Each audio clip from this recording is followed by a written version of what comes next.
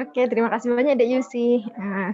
Terima kasih banyak teman-teman semua nih panitia Ethos ID ya. Ini saya dulu juga alumni Ethos ya teman-teman. Baik, sebelumnya Assalamualaikum warahmatullahi wabarakatuh. Alhamdulillahirabbil alamin. Waalaikumsalam. Hari ini bisa ketemu dengan teman-teman semuanya meskipun ketemunya secara online ya teman-teman. Ini mohon maaf saya nggak bisa pakai background panitia ya udah menyiapkan tapi karena saya pakai tab sehingga sulit. Baik teman-teman, hari ini saya mau cerita-cerita aja ya, nggak usah yang berat-berat lah, kita cerita-cerita aja tentang pengalaman. Sebenarnya Mbak Biru udah lama banget ya kuliah S1-nya. Aduh, masuknya tahun 2010. Sekarang udah 2020, ya Allah, 10 tahun yang lalu ya. Jadi udah lama banget. Nah, tapi apa namanya, nggak apa-apa lah. Karena kebetulan ini bukan karena Mbak Biru lebih pintar dari teman-teman ya teman-teman. Tapi karena kebetulan pengalaman aja ya. Itu jadi hanya masalah jarak ya, bukan masalah gimana, masalah jarak. Teman-teman juga semuanya nanti insya Allah bisa punya pengalaman yang lebih baik dari saya. Oke teman-teman, saya izin share screen dulu ya. Tapi saya kalau share screen kalau pakai tab itu dia mirip pakai HP teman-teman, jadi nggak kelihatan wajah saya, nggak apa-apa ya, maaf ya teman-teman, ini karena oke, wait. Ya, sebentar. Oke, apakah teman-teman sudah terlihat? Terlihat belum nih moderator? Terlihat, Ya? sudah terlihat. Oke, alhamdulillah. Ini caranya slideshow gimana ya? Saya tuh jarang pakai tab. Gini aja ya teman-teman, maaf ya.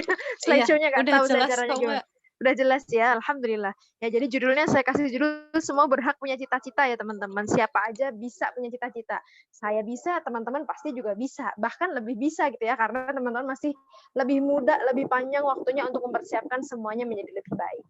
Oke, jadi ini foto saya teman-teman pas wisuda online ya, tapi saya sebelum wisuda online foto dulu ya. Jadi buat teman-teman yang SMA kemarin lulusnya nggak wisuda, nah itu bisa, kalau SMA mah nggak apa-apa ya, nggak apa-apa, tapi kuliah kalau nggak wisuda rasanya kayak belum lulus gitu ya, padahal wisuda itu cuma graduation formal ya teman-teman, yang penting udah yudisium ya. Nah ini kemarin pas saya sebelum pulang ke Indonesia, foto dulu gitu ya, biar punya foto kayak Harry Potter ya, karena ini beda dengan Indonesia teman-teman, ini yang selempang di lehernya itu dia ada hoodie-nya. Hoodie itu kayak yang kalau Harry Potter pakai itu atasnya kan dia kayak itu, jadi kayak kalau kita pakai jaket, nah atasnya ini nih belakangnya bisa dikituin, jadi kayak penyihir gitu, lucu. Nah terus ini saya tadi mungkin udah dibacakan sama Dek Yasa. Nah, ada 4 hal yang pengen Mbak Biru ceritain hari ini. Aduh, ini dari tumpuk-tumpuk tulisannya. Yang pertama, cerita tentang pengalaman mahasiswa Mbak Biru ya. Makanya cerita-cerita judulnya. Yang kedua, kenapa sih kok harus kuliah gitu ya. Kemudian yang ketiga, gimana nih perjuangannya untuk menjadi mahasiswa. Nah, Mbak Biru dulu gimana ceritanya dan teman-teman harus gimana nih. Dan yang terakhir, semua bisa kok jadi mahasiswa. Yang pertama cerita tentang mahasiswanya Mbak Birul. Nah, jadi Mbak Birul 2 kali ya teman-teman jadi mahasiswa, mohon doanya mudah-mudahan segera yang ketiga kalinya ya.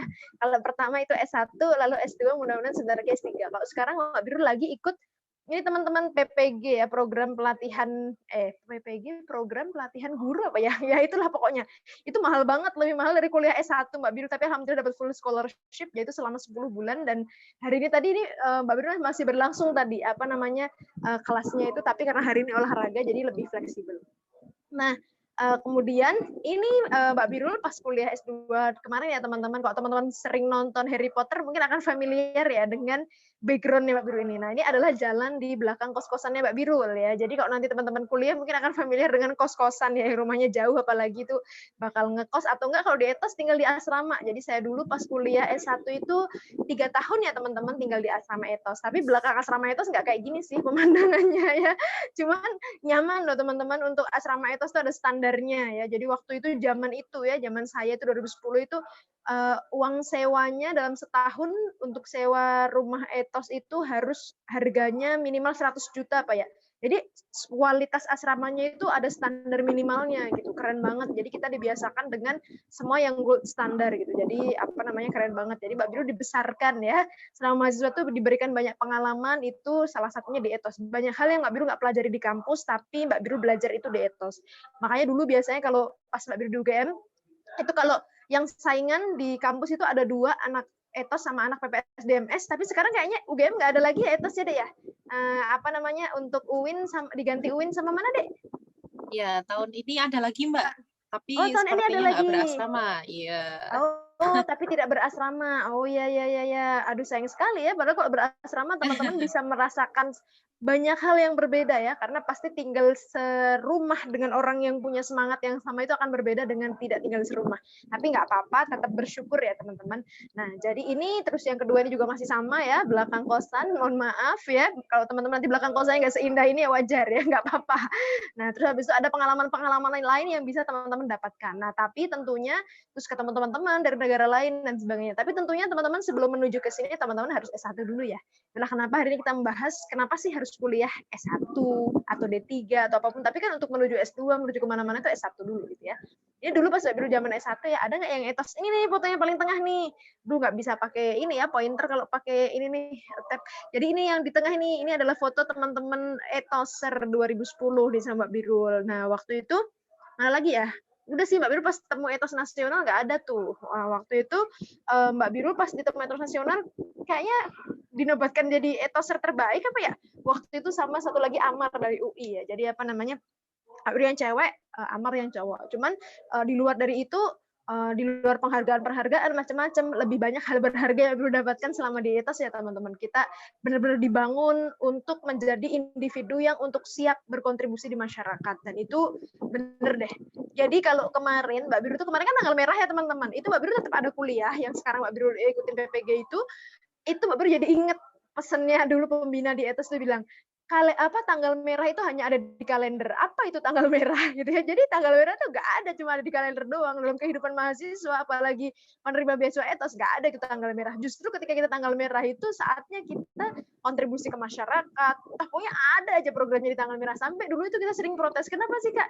Yang lain-lain itu loh, orangnya pada relax-relax, kita kok sesaklek ini gitu ya. Pas tanggal merah bukannya bisa jalan-jalan, malah dikasih project gitu ya. Cuman ternyata setelah Mbak Birul lulus, itulah yang membuat Mbak Birul jadi setiap detik waktunya itu bermakna gitu teman-teman. Karena kita itu kesempatan hidupnya cuma sekali ya teman-teman. Kalau waktu kita tidak bermakna sayang sekali. Maka tugas kita memastikan setiap waktu yang kita miliki bermakna. Dan di etos itu Mbak Birul diajarkan banget. Pokoknya waktunya tuh 24 jam semuanya harus bermanfaat. Nggak ada tuh yang namanya leyah-leyah itu, nggak ada selonjoran, nggak ada ya. Kita bakal malu banget sama teman-teman yang lain karena saingan prestasi ya teman-teman. Dulu pas di asrama itu Mbak Birul termotivasi jadi mahasiswa berprestasi itu salah satunya karena di etos. Jadi waktu itu pas penyambutan mahasiswa baru ada salah satu nama kakak kelas etos namanya waktu itu Mas Juari ya. Itu dipanggil pas saat seluruh mahasiswa baru berkumpul gitu ya, dipanggil dapat penghargaan, dapat medali waktu itu menang Pimnas ya. Terus Mbak Birul, wih keren banget ini padahal ini sering banget pembinaan bareng gitu ya. Ternyata Masnya juara nasional dapat medali gitu. Aduh gimana ya caranya gitu kan. Sampai asrama dong, ternyata teman sekamar Mbak Birul, namanya waktu itu Mbak Mega, ya Allah, itu habis bawa piala teman-teman, habis bawa piala dari lomba ini, habis itu Mbak ini pulang habis dari delegasi ke kota ini, habis itu Mbak ini, wih keren banget, aduh saya belum apa-apa nih.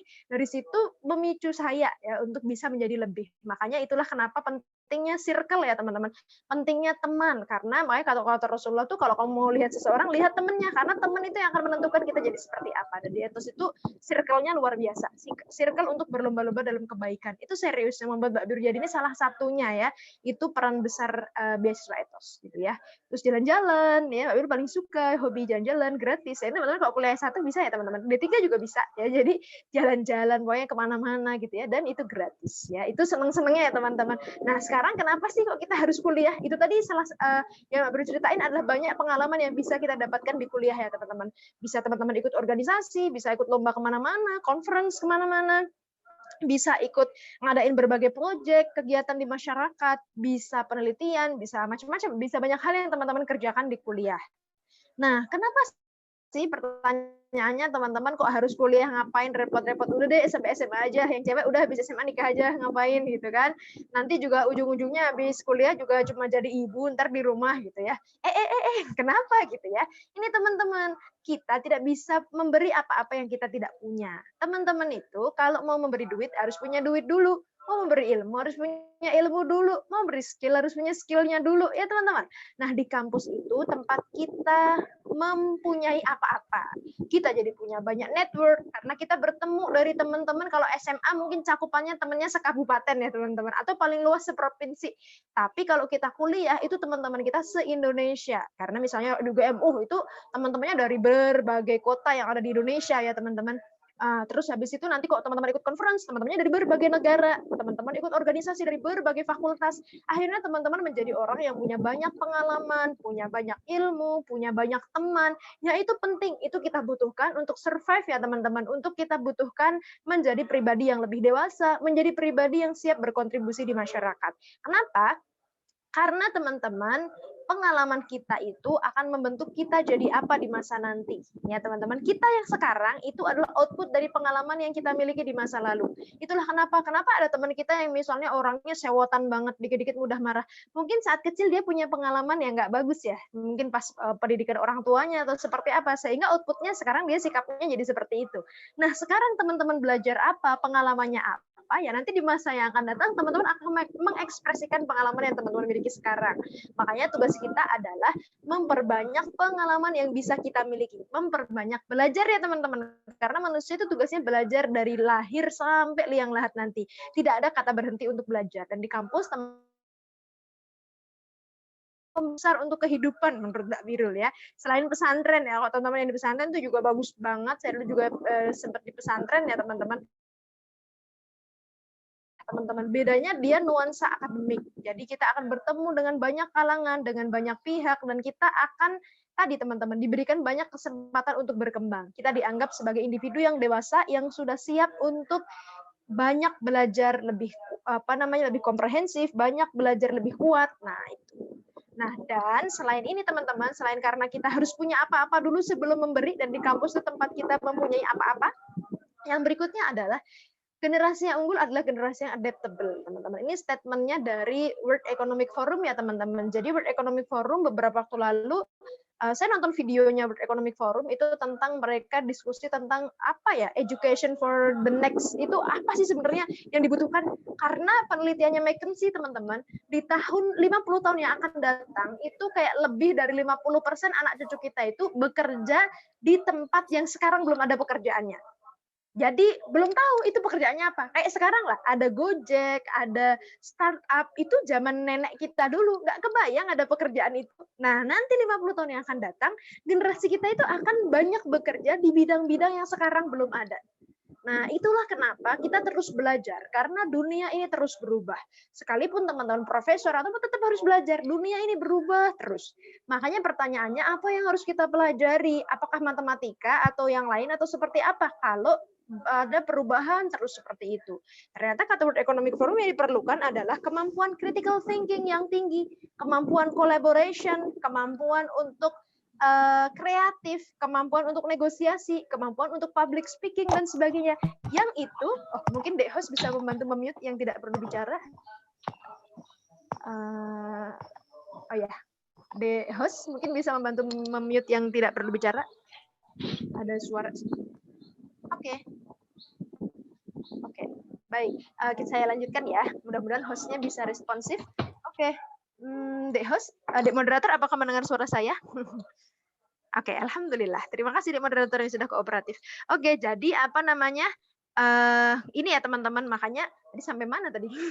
Maaf ya teman-teman, saya orangnya masih belajar ya teman-teman, biar untuk bisa fokus tidak mudah terdistraksi. Makanya salah satu tips belajar itu berusaha untuk fokus ya teman-teman.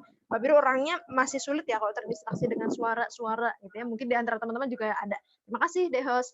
Nah, lanjut ya teman-teman. Jadi karena dunia ini terus berubah, kita perlu banyak skill yang itu fleksibel, bisa diterapkan di berbagai keadaan. Nah, di kampus teman-teman akan menemui banyak cara untuk belajar. Tadi di organisasi, di macam-macam. Kenapa?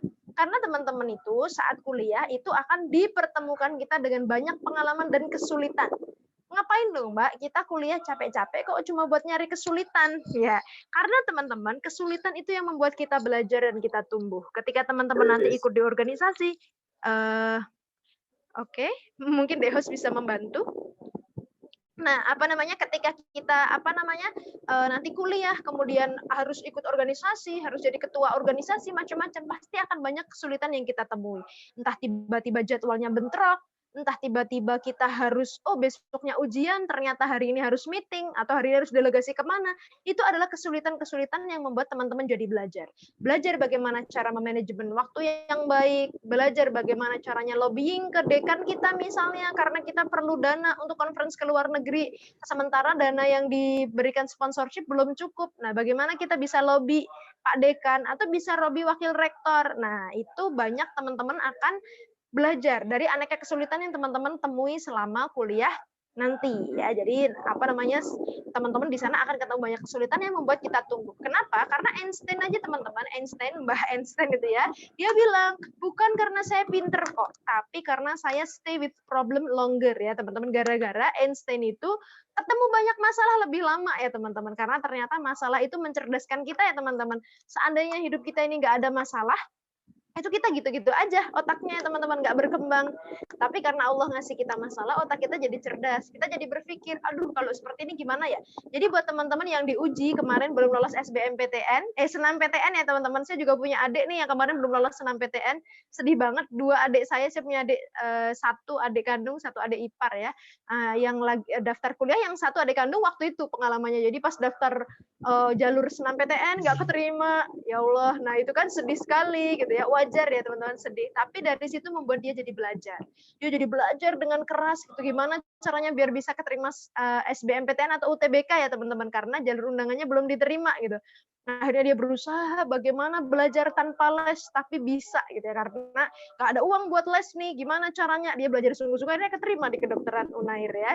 Jadi Allah itu kasih kesulitan kita kadang-kadang karena Allah tahu kamu tuh kalau belajar lebih kuat lagi, akan ada loh jurusan yang lebih tepat buat kamu, akan ada loh tempat yang lebih baik untuk kamu. Jadi kadang-kadang masalah itu membuat kita bisa melejit lebih tinggi ya teman-teman. Nah, di kampus teman-teman akan ketemu banyak sekali masalah yang membuat teman-teman jadi cerdas, membuat teman-teman jadi individu yang lebih siap untuk bertumbuh. Nah, lalu gimana nih tentang kenapa sih kok kita harus berjuang jadi mahasiswa ya Mbak ya? Ini yang belum keterima, yang udah keterima selamat ya teman-teman. Yang belum keterima, nggak apa-apa, masih ada waktu. Adik saya juga lagi berjuang tuh. Kemarin dia masuk lewat yang sekarang nih, apply jalur prestasi, jalur tahfidz. Nah, banyak jalur ya teman-teman yang bisa kita tempuh ya. Banyak jalan menuju Roma ya, banyak jalan menuju jadi mahasiswa. Nah, kata Prof. Nuh, teman-teman tahu ya Prof. Nuh ini Mendikbud di zamannya Pak SBY ya. Jadi Mbak Bidu beberapa kali sering ngisi bareng beliau. Jadi pesan beliau itu pendidikan itu pemutus mata rantai kemiskinan itu. Jadi makanya kenapa waktu itu saat Jepang habis terjadi perang dunia itu yang ditanyakan bukan berapa harta yang tersisa tapi berapa jumlah guru yang tersisa. Karena pemerintah Jepang waktu itu Kaisar Hirohito tahu banget bahwa untuk kebangkitan itu yang diperlukan adalah kualitas sumber daya manusia. Dan kunci kualitas sumber daya manusia itu ada di guru. Ya, ada di gurunya ya teman-teman. Nah, makanya itu kalau misalnya keluarganya miskin banget, tapi anaknya berpendidikan, akhirnya bisa kuliah, akhirnya kemudian bisa bekerja yang baik, akhirnya keluarganya jadi lebih baik ekonominya. Jadi memutuskan mata rantai kemiskinan lewat pendidikan. Itulah kenapa kemudian pemerintah memberikan banyak beasiswa pendidikan ya teman-teman. Ada beasiswa bidik misi, ada beasiswa LPDP, ada banyak beasiswa yang lain yang diberikan pemerintah. Sehingga tujuannya untuk apa? Untuk memutus mata rantai kemiskinan yang ada di Indonesia, sehingga jumlah orang yang miskin menjadi lebih sedikit ya teman-teman. Karena itu salah satu visi SDGs teman-teman. Apa itu SDGs? Sustainable Development Goals. Nanti teman-teman akan belajar pas kuliah ya. Dan pesan yang beliau berikan itu, belilah masa depan dengan harga sekarang. Jadi teman-teman sekarang membelinya dengan cara gimana? Dengan cara teman-teman berjuang, belajar yang sungguh-sungguh ya teman-teman. Modalnya enak, cuma belajar yang sungguh-sungguh dan berjuang sekuat tenaga yang sungguh-sungguh ya. Belinya sekarang, karena kalau nanti teman-teman akan menyesal, harganya sudah mahal sekali. Karena nggak bisa lagi hanya dibeli dengan perjuangan ya teman-teman. Bisa dong Mbak beli ijazah. Ya itu tujuannya bukan nyari ilmu ya. Kalau ada peristiwa-peristiwa di negara ini, ada pejabat-pejabat yang beli ijazah, wah itu berarti belum sadar bahwa dia itu kuliah untuk mencari ilmu, bukan untuk mencari gelar ya. Itu yang sering terjadi misinterpretasi, itu kesalahan pendidikan usia dini itu kalau kata mentor saya. Nah jadi ini kemudian yang berikutnya adalah pastikan teman-teman itu punya strong why, punya alasan yang kuat kenapa sih aku harus kuliah. Jadi teman-teman makanya perlu punya cita-cita yang tinggi, punya niat yang kuat, punya cita-cita yang tinggi. Aku tuh sebenarnya perlu begini. Mbak Biru dulu teman-teman nggak kebayang sebenarnya bisa kuliah. Bukan nggak kebayang, nggak keterima, nggak. Mbak Biru keterima di banyak universitas, serius ya, sebenarnya keterima. Cuman waktu itu beasiswa belum sebanyak sekarang teman-teman. Kalau sekarang, beasiswa itu bagai lautan ya teman-teman, semua bisa. Jadi bidik misi itu, atau yang sekarang namanya KIP kuliah, itu baru ada di tahun Mbak Biru kuliah, dan itu udah semester kayak udah Mbak Biru 3 bulan kuliah. Lalu beasiswa etos sudah ada, tapi waktu itu Mbak Biru belum tahu informasinya. Alhamdulillah di saat detik-detik terakhir Mbak Biru udah tipis harapan untuk bisa kuliah karena nggak ada biaya, itu ada namanya Mas Juwari, kakak kelas Mbak Biru itu. Nah, yang menginformasikan ke sekolah Mbak Biru waktu itu belum masif ya teman-teman, media sosial belum terlalu ada zaman itu gitu ya. Akhirnya dapat informasi, Masya Allah, akhirnya bisa dapat beasiswa etos, terus bisa dapat beasiswa KIP kuliah waktu itu, sehingga akhirnya Allah mudahkan gitu ya teman-teman. Jadi makanya kita harus punya alasan yang kuat. Kenapa? Mbak Biru dulu punya cita-cita, aku harus jadi begini. Kalau Mbak Biru hanya lulus SMA, ya Mbak Biru hanya bisa jadi mungkin hanya jaga toko atau apa. Tapi dengan kuliah lebih banyak lagi peluang yang bisa kita miliki. Nah, kemudian pilih perguruan tinggi yang terbaik ya teman-teman, yang unggul. Nah, kenapa sih? Kenapa sih nggak yang ecek-ecek? Kan banyak ya teman-teman, kampus di Indonesia tuh banyak banget. Kalau bisa pilih yang terbaik dan yang unggul, pilihan pertamanya ya. Kenapa? Karena, maaf teman-teman, saya izin minum. Pilih yang terbaik dan yang unggul itu, teman-teman akan ketemu dengan ilmu yang luas dan dekat dengan sumber ilmu. Siapa itu sumber ilmu? Para profesor, para expert biasanya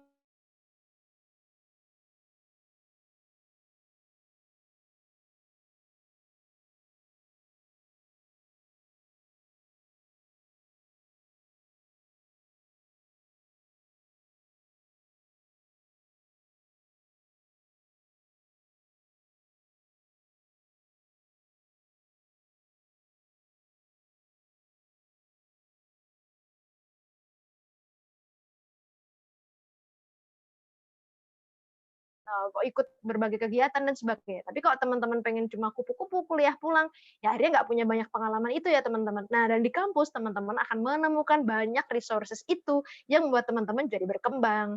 Kemudian ada jaringan pertemanan dan alumni, dan juga punya akses yang luas untuk network dan lanjut studi, pekerjaan misalnya. Nah, nanti misalnya teman-teman mau lanjut studi atau untuk beasiswa, biasanya lebih lebih di-trust gitu. Bisa, saya lulus dari kampus ini, kemudian karena saya di sana berkontribusi begini, begini, begini. Nah, itu nanti akan dilihat untuk track record kita saat kita apply ke luar negeri atau apply beasiswa. Kemudian mindset yang luas ya teman-teman, karena teman-teman kuliah itu tujuannya bukan cuma nyari gelar. Kalau nyari gelar mah sekarang di mana-mana gampang ya teman-teman. Bisa lah kalau kuliah-kuliahan doang juga banyak di mana-mana.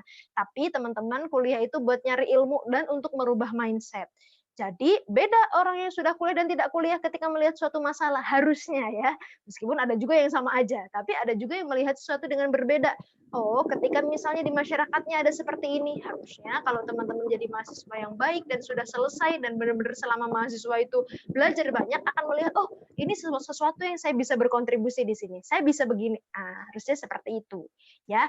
Kemudian berikutnya adalah gimana nih caranya? Teman-teman penting ya untuk menentukan cita-citanya mau jadi apa. Nanti pengen berkontribusi di bidang apa. Nah, jadi biar teman-teman bisa linear dengan itu yang bisa teman-teman lakukan. Lalu teman-teman bisa pilih jurusan kalau sudah tahu cita-citanya apa. Jurusannya apa? Hati-hati salah jurusan. Mbak dulu sempat dikira salah jurusan ya teman-teman. Ya jadi sebenarnya kuliah itu juga nggak menentukan kita misalnya, aku kuliah di jurusan ini nanti harus jadi ini. Nggak harus juga ya teman-teman, kita bisa di passion apa. Cuman itu akan lebih memudahkan teman-teman. Apalagi ketika teman-teman pengen jadi expert di bidang tertentu. Aku pengen jadi profesor di bidang ini. Nah, itu berarti harus linear dan jurusannya itu dan passionnya di situ. Lalu pilih universitas unggulan dan daftar. Nah, harus daftar ya teman-teman. Gimana ceritanya mau keterima kalau nggak pernah daftar kan? Daftar UTBK yang sekarang, ayo udah pada daftar belum? Lalu bisa lewat jalur apa lagi nih? Kalau UTBK belum keterima misalnya, alternatifnya aku juga sambil daftar apa aja. Nah, jadi dari sekarang teman-teman bisa mulai cari informasinya itu ya teman-teman. Bisa ada banyak ya teman-teman, apakah jalur prestasi, jalur seni olahraga, jalur leadership. Dulu ada teman saya yang keterima di kedokteran Unair itu cuman lewat jalur leadership gara-gara dia ketua Rohis teman-teman. Enak banget ya. Nah, jadi maksudnya ada banyak cara. Maksudnya ada banyak cara dan sekarang teman-teman tugasnya mencari informasi itu ya. Dan Mbak gimana ini ya? Saya nggak tahu ya. Teman-teman cari informasinya karena setiap tahun pasti ada perubahan. Nah, sekarang teman-teman daripada cuma stalking medsos terus, nah bisa dicoba untuk mencari informasi yang bermanfaat yang berhubungan dengan cita-cita teman-teman, termasuk jalur masuk tadi ya. Gimana nih jalur masuknya? Siap-siap dari sekarang kalau teman-teman yang masih SMA kelas 1 atau kelas 2 ya. Kalau yang mau masuk jalur undangan berarti track record-nya disiapkan. Apalagi kayak tahun ini ya teman-teman, nggak ada ujian nasional. Enak ya. Nah, jadi disiapkan dari zaman sekolah biar teman-teman fokus untuk itu. Tapi saya dulu juga gitu teman-teman.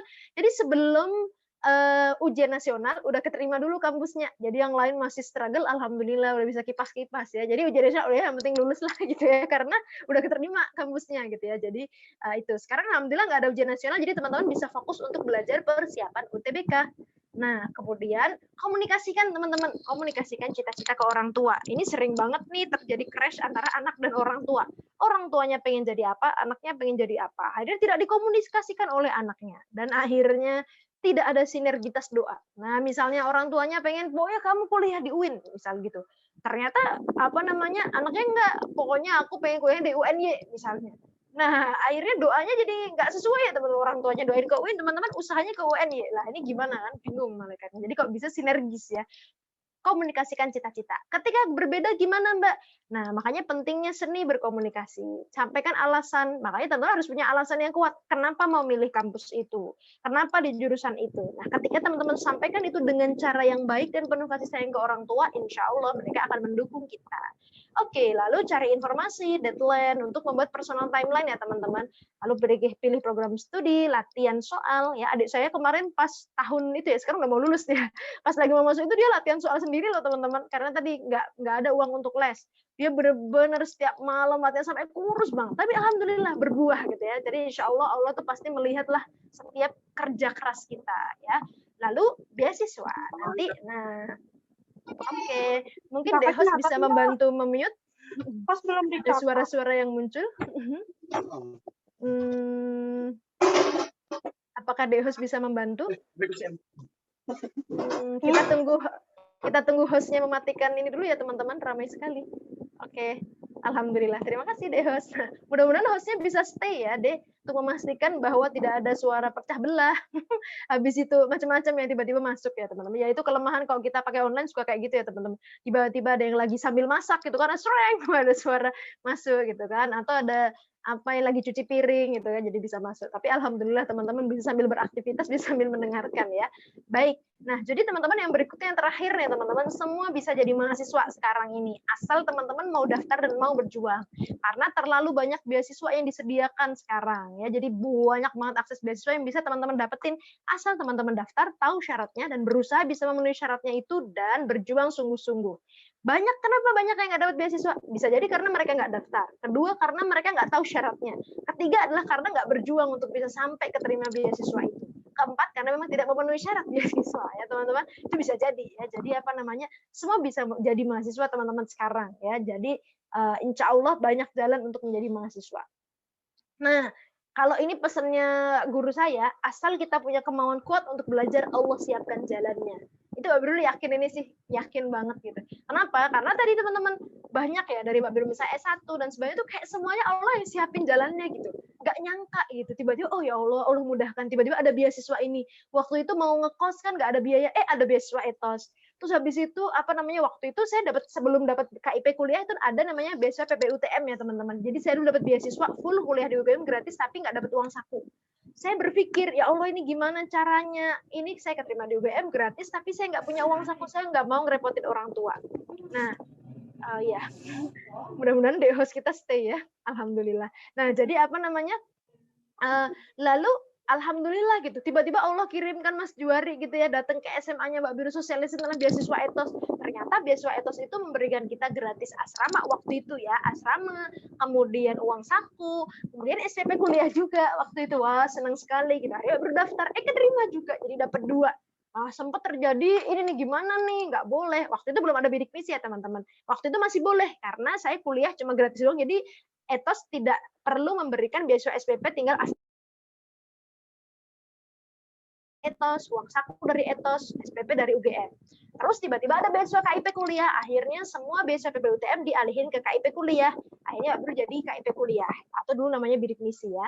Nah, jadi kuliahnya full scholarship ya, dari zakat, dari beasiswa etos, dan dari pemerintah, dari pajak gitu ya. Jadi pokoknya dimudahin aja kayak gitu. Pas S2 juga kayak gitu, dari LPDP dan sebagainya. Mudah-mudahan doakan ya teman-teman nanti S3 semoga Allah mudahkan seperti itu. Tapi tadi teman-teman, asal kita punya kemauan kuat untuk belajar, benar-benar Allah siapkan jalannya. Tapi kemauan kuat di sini benar-benar harus di-highlight ya teman-teman. Ikhtiarnya benar-benar totalitas dan doanya totalitas. Dulu banyak yang meragukan saya. Maksudnya meragukan untuk biayanya ya teman-teman, karena waktu itu kekeh saya pokoknya harus kuliah. Tapi orang-orang lihat loh, orang tuamu bekerjanya ini, bisa nggak nanti membiayain kamu kuliah gitu. Mbak Bri selalu yakin gitu, kalau kita punya kemauan kuat, Allah yang siapkan biayanya. Dan itu benar teman-teman, dari Mbak Bri SMP, SMA, alhamdulillah ada aja beasiswanya. Kuliah, Allah yang siapkan gitu. Kenapa? Karena kita punya kemauan yang kuat untuk belajar. Dan itu benar-benar kemauan yang kuat yang bisa Allah lihat ya teman-teman. Maksudnya teman-teman tunjukkan, belajarnya yang sungguh-sungguh, bukan cuma goleran, tidur terus ya. Gimana bisa Allah mengaminkan gitu ya, ACC gitu ya, karena nggak meyakinkan gitu ya. Jadi pastikan teman-teman kemauan yang kuat di sini adalah ikhtiar yang benar-benar teman-teman sungguh-sungguh totalitas mencurahkan semua energi, dan tadi doanya juga totalitas, dukungan, minta dukungan orang tua, doa orang tua. Jadi usahanya itu lengkap teman-teman. Sehingga insya Allah siapkan jalannya. Itu pengalaman Mbak Birul. Insya Allah kalau teman-teman punya kemauan yang kuat yang sama, Allah juga akan siapkan jalannya untuk teman-teman. Dan nanti teman-teman akan banyak belajar ya tentang beasiswa etos nih dari teman-teman tim etos nanti ya. Lalu banyak beasiswa tadi seperti Mbak Bri sampaikan, kenali tipenya. Jadi teman-teman jangan sampai cuma aku dapat beasiswa.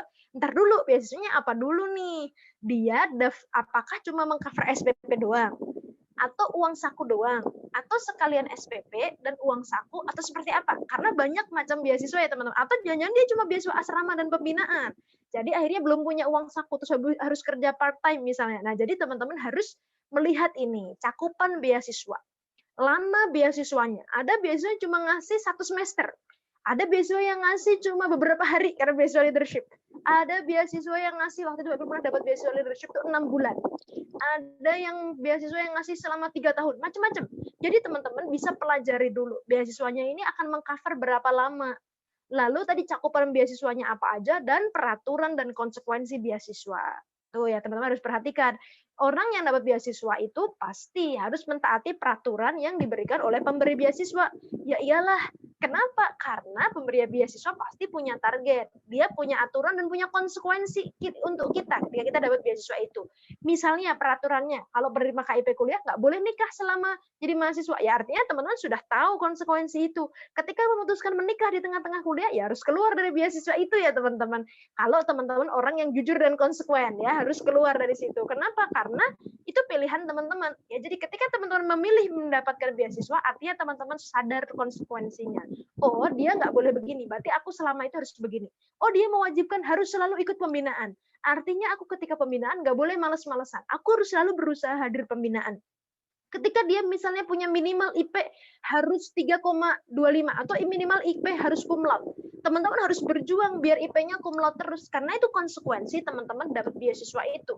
Ya, jadi jangan cuma lihat enaknya doang ya teman-teman. Kita harus melihat secara lengkap ya, secara lengkap. Oh, kalau aku dapat ini ya konsekuensinya bakal begini, dan kita laksanakan semuanya.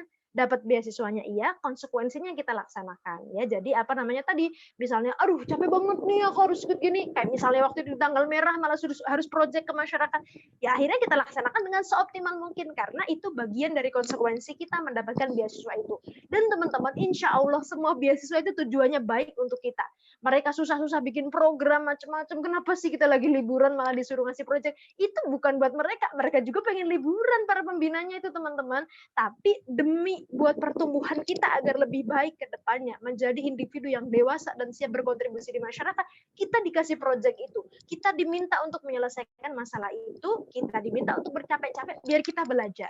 Jadi akhirnya ketika kita selesai, kita benar-benar siap, kita punya banyak skill dan sebagainya di situ. Oke, teman-teman. Ini Mbak Biru juga biasanya nulis di IG Mbak Biru di sini teman-teman bisa nanti baca-baca misalnya tentang banyaklah pengalaman Mbak Biru. Jadi jangan dilihat fotonya ya teman-teman. Mbak Biru tujuannya bukan di fotonya tapi di ininya di bawah feed itu biasanya Mbak Biru nulis captionnya panjang itu cerita. Jadi dibaca ceritanya ya. Lalu ada juga di blog, itu banyak teman-teman juga nulis tentang gimana caranya nulis, study plan macam-macam ada di situ. Silakan teman-teman baca. Lalu juga ada ini di sini ya, teman-teman bisa lihat. Dan yang terakhir adalah ini pesan bukan dari saya, pesan dari kitab Ta'lim Muta'alim ya tentang adab penuntut ilmu ya teman-teman. Jadi sejauh mana usahamu ya sekian tercapai cita-citamu. Jadi kalau misalnya teman-teman pengen banget keterima di kampus ini, usahanya harus sepadan. Karena segitu usahanya, ya segitu yang tercapai. Dan tipsnya adalah gunakan waktu malam teman-teman sebagai unta tunggangan. Jadi malam bangun di waktu malam. Buat apa? Belajar. Karena teman-teman punya cita-cita yang besar. Ya, oke teman-teman, kita akan lanjut ke sesi tanya jawab. Terima kasih, Dek Moderator. Saya kembalikan ke Dek Moderator. Assalamualaikum warahmatullahi wabarakatuh. Waalaikumsalam warahmatullahi wabarakatuh. Luar biasa sekali nih materinya dari Mbak Birul. Sangat menggebu-gebu penyampaiannya, terus akhirnya materi-materinya ini bisa masuk dan semangatnya pun bisa tersalurkan sampai sini walaupun kita online seperti itu ya. Dan pastinya ini teman-teman udah ada banyak pertanyaan. Ada yang raise hand nih Mbak Birul nih, mungkin nanti akan open mic langsung ya. Yang raise hand yang pertama Diana Utami dari Lampung, silahkan boleh open mic untuk menyampaikan pertanyaannya. Terima kasih atas kesempatan yang diberikan. Assalamualaikum warahmatullahi wabarakatuh. Waalaikumsalam. Perkenalkan, saya Diana Utami dari Lampung. Di sini saya ingin bertanya, tadi kan dijelaskan banyak sekali macam-macam beasiswa, termasuk diantaranya ada beasiswa Ethos ID, terus beasiswa LPDP, dan lain sebagainya. Nah, perbedaan apa saja sih yang ada dalam beasiswa itu sendiri? Maksudnya tuh, misal di beasiswa Ethos ID ini seperti apa, di LPDP itu seperti apa, terus kalau kita mendapatkan beasiswa dari salah satu pihak tersebut, apakah kita harus mengabdi, harus terikat dengan pihak yang memberi beasiswa? Terus kalau di Ethos ID itu tadi kan katanya mendapat tinggalnya di asrama. Nah, itu kalau kita di asrama kita ada kegiatan apa saja, terus yang boleh mendaftar itu kriterianya yang bagaimana yang mendaftar beasiswa itu? Apakah kriteria kurang mampu atau berprestasi? Apakah semua golongan, maksudnya golongan agama, misalnya Islam, Kristen dan lain sebagainya itu boleh daftar di Ethos ID itu? Apa itu khusus buat yang agama Islam atau agama yang lain? Siap. Gitu? Tanya gitu terus. Banyak sekali. Ada lagi ya. Kalau kita milih jurusan. Kalau kita milih jurusan itu, sebaiknya milih jurusan yang seperti apa? Misal, 5 tahun yang akan datang itu dibutuhkan, atau jurusan yang kita minati, yang ada bakat kita, atau yang seperti apa ya Mbak ya? Itu. Oke, terima kasih Dek Diana. Mungkin, ya oke, sama-sama. Mungkin bisa langsung dijawab aja gimana sih? Boleh. Langsung dijawab untuk aja. Terima kasih Dek Yusi.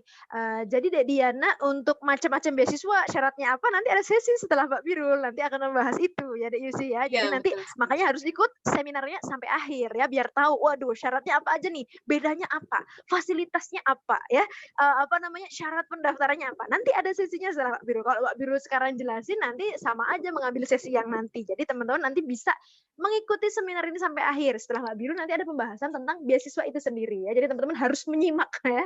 Nah, sekarang nih kayak Mbak Biru tuh ya tugasnya bakar teman-teman ya biar semangat daftar gitu. Nah, itu ya. Nah, Mbak Biru mungkin jawab pertanyaan yang terakhir tadi tentang gimana nih kita milih jurusan.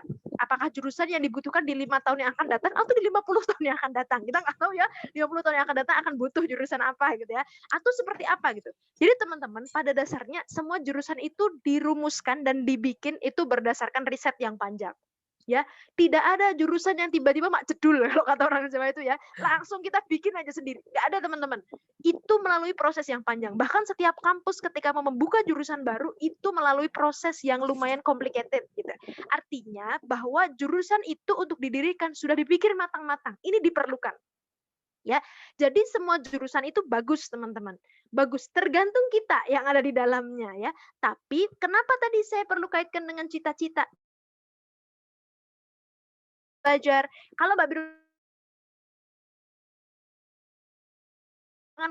itu boleh menjadi tujuan teman-teman. Tapi sebenarnya lebih dari itu, banyak hal lain yang bisa kita dapatkan di kuliah yang nggak berhubungan dengan tempat kerja. Misalnya, Mbak aku nanti kalau di jurusan misalnya desain grafis banyak ya sekarang lapangan kerjanya di jurusan apa gitu. Nanti gimana dong peluang kerjanya? Nanti ketika teman-teman di kuliah itu akan dijelaskan. Kalau jurusan ini kamu bisa bekerja di mana aja. Teman-teman juga selama proses akan mendapatkan banyak insight. Oh, ternyata aku tuh bisa bekerja di sini, di sini, di situ, di sana, di sono, di mana aja. Ya, banyak hal yang akan teman-teman dapatkan ketika kuliah. Adalah teman-teman ini sebenarnya passion-nya atau kesukaannya atau minatnya atau kecenderungannya itu nyaman belajar di mana. Karena itu mempengaruhi teman-teman nanti semangat belajarnya gimana. Ya, jadi kalau saran Mbak Biru sih dalam memilih jurusan ini perhatikan banyak hal. Boleh kalau misalnya memperhatikan lapangan kerja boleh juga, tapi kalau Mbak Biru perlu highlight di sini tujuan kuliah itu lebih dari sekedar mencari lapangan kerja ya, teman-teman. Karena contoh Mbak Biru, di keperawatan tuh lapangan kerjanya banyak banget. Tapi apakah cuma itu ya Mbak Biru cuma pengen dapetin, pada kenyataannya Mbak Biru nggak passionate tuh di bidang merawat orang gitu ya. Tapi Mbak Biru passionate di bidang leadership-nya dan sebagainya. Lah nggak apa-apa, masih banyak sesuatu yang bisa kita pelajari di atasnya gitu ya. Tapi artinya tujuannya boleh misalnya lapangan kerja boleh, tapi itu jangan yang menjadi kayak yang terakhir banget gitu loh. Apakah ketika nanti misalnya aku jadi pengangguran dan tidaknya seseorang itu tidak berdasarkan jurusan sih yang Mbak Biru lihat ya. Tapi dia jurusannya bagus banget, tapi kalau dia nggak bekerja keras, dia selama kuliah cuma antara dia belajar dan tidak belajar, akhirnya lulus dia jadi orang yang biasa aja ya dia jadi pengangguran gitu. Tapi kalau di jurusan apapun teman-teman sungguh-sungguh jadi yang terbaik di sana.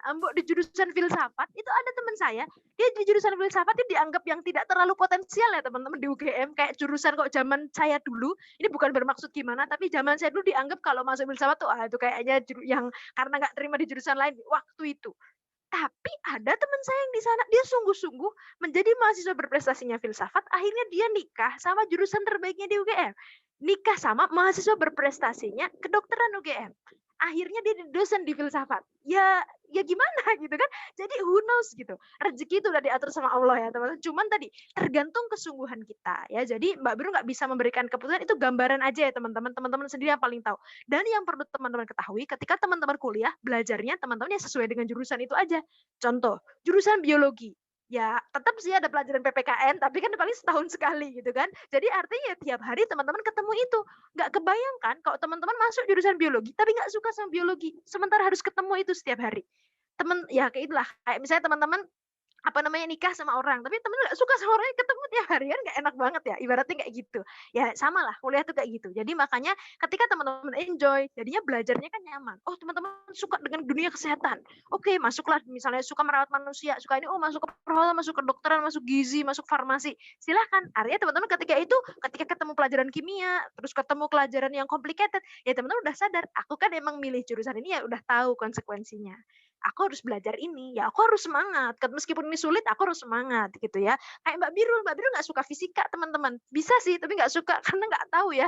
Kayak kurang cocok aja sama pelajaran fisika. Ya Mbak Biru nggak ngambil jurusan teknik fisika atau nggak ngambil jurusan yang berhubungan dengan teknik-teknik karena Mbak Biru sadar, Mbak Biru ketika ketemu itu baru lihat mata kuliahnya aja udah gitu ya. Kalkulus itu nggak cocok gitu loh di otak Mbak Biru. Mbak Biru cocoknya dengan analisis-analisis yang social science. Habis ya itu akhirnya Mbak Biru suka belajar itu. Jadi gambarannya gitu deh. Jadi kenapa kita harus milih jurusan yang sebaiknya kita memang passionate di situ, karena teman-teman akan ketemu itu setiap hari dan mau nggak mau harus belajar itu, harus suka gitu ya. Itu Mbak Biru nggak memberikan keputusan harus jurusan gimana seperti apa, tapi itu gambarannya. Adik sendiri yang paling tahu seperti apa yang paling bagus untuk diri kita. Terima kasih Dek. Mungkin kita lanjut ya. Jam berapa nih? Oke, siap. Makasih Dek. Emang penentuan jurusan itu butuh perenungan yang panjang gitu ya Mbak, nggak langsung sehari langsung dapat gitu ya. Benar, istikharah. Baik, kita lanjutkan. Kita lanjutkan ke yang raise hand dulu nih. Ada 2 orang. Yang terakhir Indriani, mungkin bisa open mic langsung. Assalamualaikum warahmatullahi wabarakatuh. Perkenalkan nama saya Indriani dari SMK Negeri 1 Padang Sidimpuan. Pertanyaan saya, Apa saja yang memotivasi kita untuk semangat berkuliah tanpa maaf, saya ulangi. Apa saja yang memotivasi kita untuk berkuliah tanpa menyusahkan orang tua agar meraih mimpi untuk merajut asa kita? Terima kasih. Sama-sama, Dek Indriani. Dari Padang berarti ya? Padang Sidampuan Padang, Dek ya? Waduh, jadi kangen saya jalan-jalan ke Padang nih. Pandemi belum jadi ke Padang lagi nih. Mudah-mudahan kapan-kapan bisa ke Padang lagi lah. Oh, bukan. Di mana, Dek? Sidimpuan itu di Sumatera Utara. Oh, Sumatera Utara. Oh, Masya Allah. Saya beberapa kali ke Sumatera Utara dekat USU, Dek. Danau Toba. Wah, ya. Mudah-mudahan kapan-kapan ke sana lagi. Amin. Aduh, jadi kebayang Danau Toba yang hijau. Mudah-mudahan kapan-kapan ke sana ya. Beruntung sekali dikasih ciptaan Allah yang indah banget di sana ya.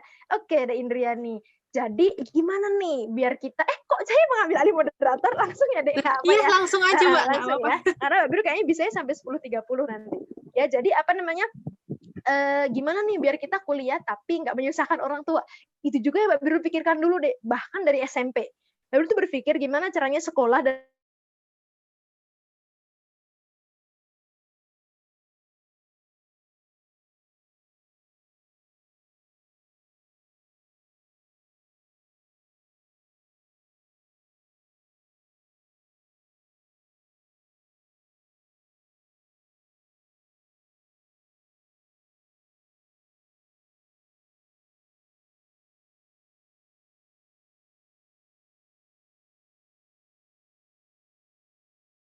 ini kita nggak sungguh-sungguh nanti kecewa ya. Jadi kita juga doakan ya Bu, saya sedang berikhtiar untuk ini. Ini cita-cita saya. Ini ada beasiswa yang begini. Kalau saya dapat beasiswa ini bakal begini loh Bu. Doakan saya sedang berikhtiar untuk mencapai beasiswa ini. Kalau saya setiap malam jam segini jam ini saya mau belajar ya Bu. Doakan saya, bantu saya untuk fokus belajar di jam itu. Dah, alhamdulillah jadi saling mendukung. Itu yang Mbak lakukan. Jadi orang tua berdoa seoptimal mungkin, kita berikhtiar dan berdoa seoptimal mungkin, Allah bukakan jalan. Ya, jadi harus komunikasi ke orang tua itu penting. Ya, mudah-mudahan itu bekerja juga untuk Indriani. Semangat, insya Allah ada jalan. Ya, tapi harus kuat tekadnya. Ya, oke, gitu deh. Oke, mungkin satu pertanyaan terakhir kali Dek Yusi. Aduh, banyak yang bertanya ya, tapi waktu kita terbatas. Iya, ada ya, banyak yang tanya, Mbak. Oke, Iya. dari satu chat mungkin ya Mbak, saya bacakan. Boleh. Dari chat yang teratas nih. Assalamualaikum warahmatullahi wabarakatuh. Saya Fajar Nur Hayati dari Universitas Amikom Purwokerto. Oh, sudah mahasiswa ini Mbak sepertinya. Oh, siap. Sama seperti Mbak Birul, kuliah bagi keluarga saya dulu saya mempunyai keinginan yang menggebu untuk lanjut kuliah. Tapi ketika saya mengungkapkan keinginan saya untuk kuliah kepada orang tua, beliau hanya diam. Saya yang keras kepala walaupun belum dapat ridho dari ortu, tetap mencoba berbagai seleksi di PTN, dimulai dari SNMPTN, SBMPTN, tapi qadarullah belum rezeki. Akhirnya saya tetap mencoba di swasta. Alhamdulillah sekarang saya kuliah di Universitas Amikom Purwokerto dengan KIP kuliah. Ketika SMK, saya jurusan farmasi dan kuliah tentang IT. Kadang saya merasa sangat tertinggal. Saya merasa harus belajar lebih dari yang lain, apalagi saya anak KIP. Pertanyaan saya, bagaimana cara untuk tetap semangat memotivasi diri untuk semangat belajar walaupun saya belajar di universitas swasta. Saya mencoba aktif mengikuti beberapa organisasi. Saya juga tinggal di pesantren mahasiswi yang di situ. Alhamdulillah. Oke, sebelumnya selamat ya. Menurut Mbak Birul, bagaimana yang harus saya lakukan seperti itu? Oke, alhamdulillah. Alhamdulillah ya, selamat ya Dek. Akhirnya cita-cita dikabulkan. Mbak, gimana nih kalau nggak keterima di kampus negeri hari di swasta? Nggak masalah. Maksudnya banyak jalan. Allah tahu. Kadang-kadang mungkin kita nggak suka kan dengan pilihan Allah, tapi setiap pilihan Allah tuh pasti yang terbaik punya kita. Untuk kita ya teman-teman. Kalau Mbak Biru di kondisi seperti itu sama dengan Mbak Biru pas awal, kenapa saya di jurusan ini? Mbak Biru selalu berpikir, Allah pasti punya alasan kenapa saya ada di sini. Nah, itu harusnya menjadi pertanyaan penanya tadi ya. Allah pasti punya alasan kenapa saya ditakdirkan keterima di Amikom. Kenapa tidak di kampus lain? Pasti Allah punya alasan. Waktu itu akhirnya Mbak Biru baru menemukan jawabannya teman-teman setelah mau lulus kuliah. Rupanya dengan di jurusan itu pertama kali saya dijadikan Allah ketua himpunan perempuan pertama di jurusan itu. Kemudian orang pertama di jurusan itu yang menjadi mahasiswa berprestasi di UGM. Kemudian dari di jurusan itu ternyata, karena saya waktu itu berpikir, kenapa saya di jurusan ini? Waktu itu Mbak Biru kayak gitu ya teman-teman. Rupanya Allah sudah mempersiapkan banyak jalan dengan saya di jurusan.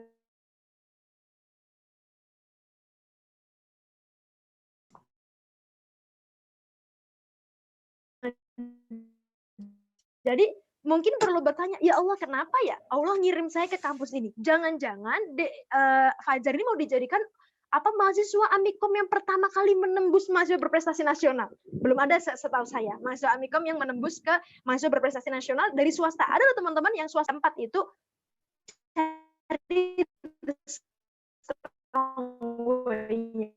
jangan-jangan saya harus begini. Jadi harus semangat belajarnya. Kan banyak skenario. Atau jangan-jangan Allah mempersiapkan ketemu untuk jadi dosen di sana. Nggak tahu.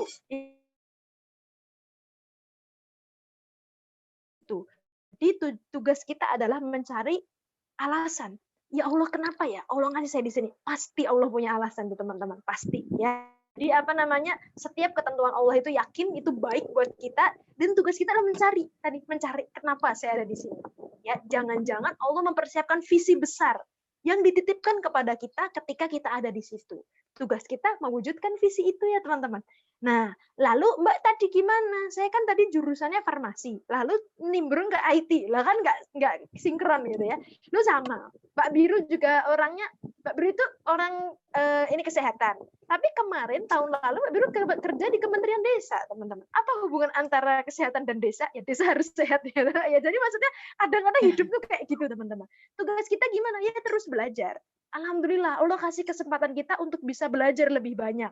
Ya, siapa tahu nanti adik bisa membuat sistem farmasi berbasis IT. Kita nggak pernah tahu. Misalnya orang zaman sekarang, kayak sekarang aplikasi Halodoc dan sebagainya, itu kan dibikin orang yang paham tentang obat-obatan, paham tentang kesehatan, tapi dia juga bisa IT, bersinergi. Nah, siapa tahu adik ini akan Allah pilih nih jadi orang yang memang expert di bidang perlu ilmu farmasi, tapi harus ahli IT. Nah, akhirnya digabungkan di diri adik. Wallahu a'lam. Kita nggak pernah tahu ya. Jadi terus belajar, semangat belajar. Kalau merasa tertinggal, alhamdulillah sudah ada perasaan tertinggal. Artinya kita tahu bagaimana caranya biar mengejar ketertinggalan itu. Mungkin kita effortnya harus lebih, belajarnya harus lebih. Ya gimana? Kita pengen punya capaian yang lebih, ya teman-teman. Pengorbanannya harus lebih. Semangat ya Dek Fajar. Semoga Allah mudahkan. Gitu ya teman-teman, kayaknya Mbak Biru harus izin nih. Ya, jadi senang sekali ketemu teman-teman semua. Tapi mohon maaf ini banyak yang bertanya belum terjawab ya teman-teman. Nanti boleh DM di IG-nya Mbak Biru tadi ya. Mention kalau ini peserta seminar Ethos ID. Biar Mbak Biru yang responnya lebih cepat ya. Karena biasanya banyak banget dari mana-mana yang nanya. Cuman kalau ini yang tadi peserta ini nanya. Mudah-mudahan nanti bisa terjawab ya. Gitu ya teman-teman, senang sekali ketemu dengan teman-teman hari ini. Tapi mohon maaf karena waktu kita dibatasi. Nanti dan Mbak Biru ada agenda lain. Mudah-mudahan ketemu di lain waktu ya. Terima kasih Dayusi, terima kasih teman-teman semua. Semangat yang belum keterima, mudah-mudahan Allah mudahkan biar keterima. Yang keterimanya menurut teman-teman itu nggak sesuai dia yang teman-teman harapkan, siapa tahu Allah titipkan harapan dan visi besar di situ. Jadi keep husnudon. Oke. Terima kasih teman-teman. Assalamualaikum warahmatullahi wabarakatuh. Mohon maaf lahir batin. Waalaikumsalam warahmatullahi wabarakatuh. Terima kasih juga Mbak Biru sudah meluangkan waktunya dan menjawab pertanyaan teman-teman. Sangat insightful ya materinya. Semoga dilancarkan nih semua urusan dari Mbak Biru dan mendapatkan keberkahan yang berlipat dari Allah Subhanahu wa taala. Amin. Baik. Ya, teman-teman semua udah sangat bersemangat ya. Tadi pertanyaan-pertanyaan yang belum terjawab dari Mbak Birul, silahkan di DM, boleh banget gitu ya. Nanti untuk penanya terbaik, tetap akan diseleksi semua pertanyaan yang belum terjawab oleh panitia. Seperti itu.